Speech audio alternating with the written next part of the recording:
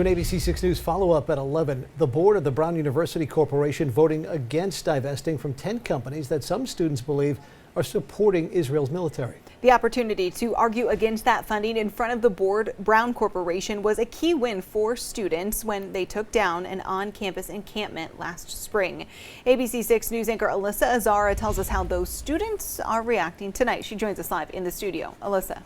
Well, Tiffany, John, students that have been pushing for divestment since last year tell me they are extremely disappointed in the university tonight, but other students say there's a sense of relief. After months of protest from pro-Palestinian students, divest, not arrest! Divest, not arrest! Brown University is saying no to divesting from 10 companies those protesting students say are financially supporting Israel in the ongoing war in Gaza. It's been a hard day for sure.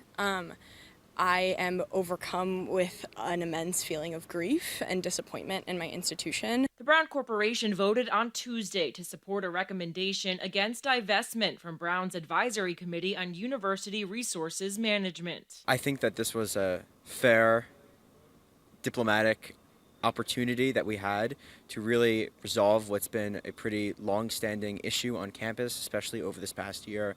And I know that Jewish students across campus are feeling very relieved that campus is a safer spot, and that we can really ease with rest that this was a fair process. The decision comes after students for and against divestment made their cases to the advisory committee last month. Niyanta Nepal was one of 19 students that went on a hunger strike for divestment back in February. I think that it is fair to say that just because the bureaucracy of this university does not agree with divestment doesn't mean that students will stop fighting for divestment, will stop fighting for the fact that there are still people dying on the ground right now, being murdered.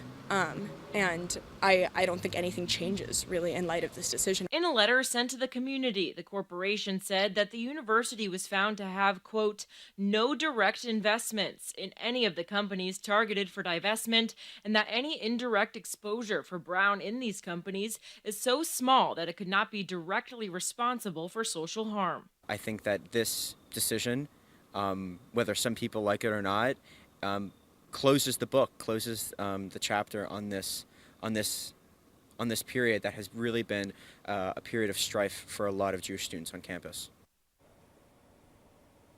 In that letter from the Brown Corporation I mentioned earlier, it says there is no doubt questions still remain following all of this, like how high the bar for divestment should be set. How the bar for divestment should be set, adding those questions will be discussed by the corporation in the future. In the newsroom, Alyssa Azara, ABC 6 News. Tiffany? Thanks so much, Alyssa.